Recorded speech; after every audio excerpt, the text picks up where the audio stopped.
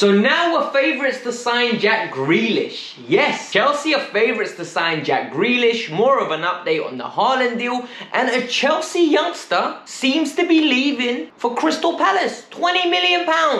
I think that is worth talking about. Let's get into it. Welcome to the Kafkaji. England beat Croatia, but I've got a video update for you guys tomorrow regarding all the latest transfer news you need to know about Chelsea. 3 major stories for you guys today. Apparently, Erling Haaland is going to have to make his way out of Dortmund because they don't want to sell unless the price is crazy. We already knew that, but there's additional information that's come out today that I think is very important. Additionally, Chelsea are reported to be favourites now to sign Jack Grealish. We can talk about that, see how his fit works in the Chelsea complex at this moment in time. And finally, Conor Gallagher looks to be set to be leaving Chelsea to join another Premier League side. This is very exciting, this is very interesting, and I'll explain to you the pros and cons of this move. All I ask for you from this hot, sweaty day after I just came back home from watching England. Happy birthday to England, by the way. We won a game. Whoa, it's almost like our birthday, you know? It's like football and God gave us a lovely present. But all jokes aside, hit the like button, subscribe to the channel. Shout out to the boy Mason Mount doing Chelsea proud. Ben Chilwell and Reece James didn't get on the pitch, but the rest of them did. But all jokes aside, let's hit 300 likes on this video. Subscribe to the channel if you're new, and let's move on with the video. So the main story from today is the reports have come out in Spain. Yes, in Spain with AS, or as I like to call them, AS. They have come out with really interesting news that Chelsea are favourites to sign Jack Grealish. Chelsea have been linked with Jack Grealish numerous occasions throughout the year, but I always assumed that it's a lot of nonsense. Strictly due to the fact that he's going to cost a heck of a lot of money. But with recent events and evidently Chelsea want to spend money, the likelihood is Chelsea are going to get one player. And for me, it's very interesting that Jack Grealish is being reported and it's said that Chelsea are favourites. Partially, I believe this story because this story has come up in the Birmingham news now as well, as you can see on the screen. And it's very interesting because Chelsea want a striker, but at the same time we've been linked with Jadon Sancho, and it looks like Jadon Sancho will be joining Manchester United. So could we potentially swoop in and get Jack Grealish from Manchester City? Well, we know that Manchester City don't like to pay above the odds. They don't pay nowhere near the 100 million mark or 80 million. They stick to that 30 to 60 range and they get their business done there. They got that median and expect Guardiola to develop the players. With Jack Grealish, he's going to cost an awful lot of money. He signed a death row contract. That's what I like to call it. When you're 24 and you sign a 5-year deal, 6-year deal at a club that really you're too good for. And he is too good for Aston Villa, but he loves it. It's his hometown club. I can't complain. If another man is happy somewhere else, who am I to tell him to leave? On a level. So it's interesting. I don't know how reliable this source is personally, because it makes sense. The story makes sense. And this is the first step when I read a story. I go, okay, who's the source? AS, very reliable, good source. But does the story make sense? This makes sense. Chelsea were in it after Jadon Sancho, we know that. Now, all of a sudden, our option 2, like I said to you guys yesterday, could potentially be Jack Grealish.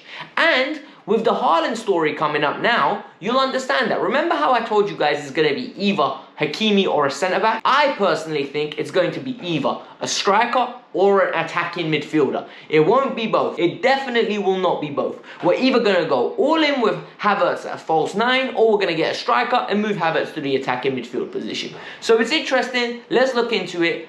Let's see how this develops. But now, on to the next. I think the Haaland story is the one that really interests me. And for me, I always like to think about it in almost segments. What do we know? We know that Haaland is very interested in Chelsea. Whether it's this summer or next summer, we are an option. I don't believe we were an option prior to winning the Champions League. Yes, we won the Champions League. Let's say it again. Comment below. We won the Champions League. Yeah, boy.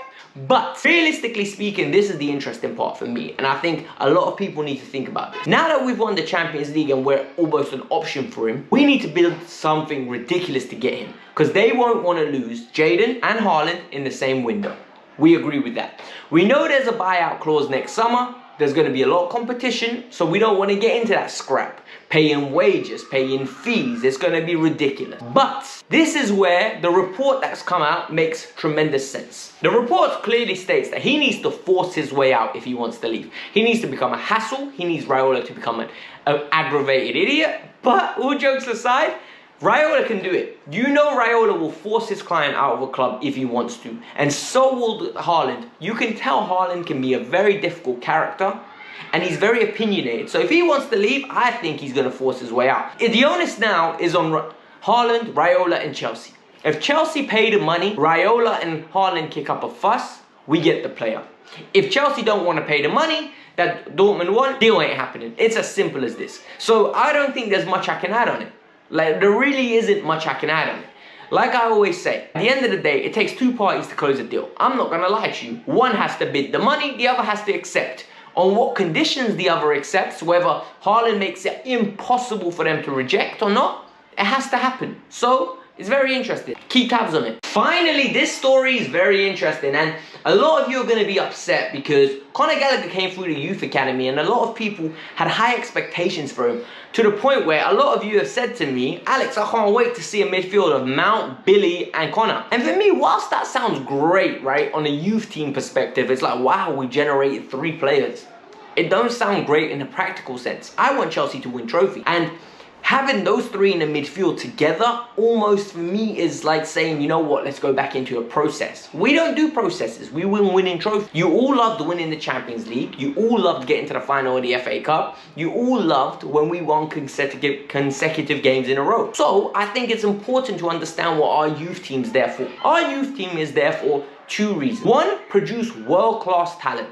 Callum Hudson-Odoi, Reece James, and Mason Mount. The second thing our youth team is there for, generate us money so we can go out there and buy Erling Haaland, go buy Kai Havertz, go buy Timo Werner, that level talent. And how does that do it? Because if you look at it, Fikayo Tomori joined the club when he was 11, 12 years old, generated £28 million. Lamptey left for £8 million.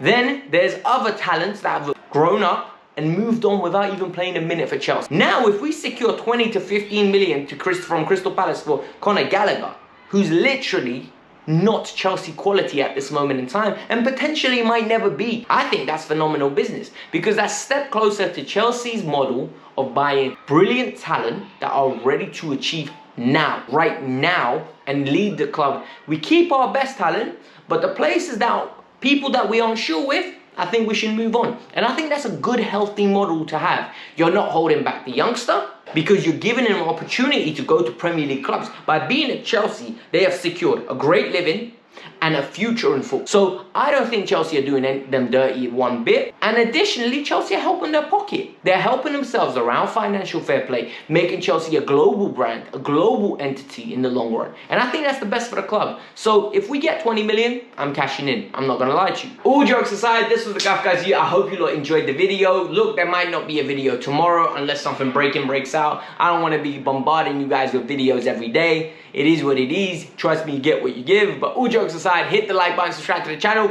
I'm out. Peace out. Not gonna lie to you. Apparently, that's my trademark. Bye.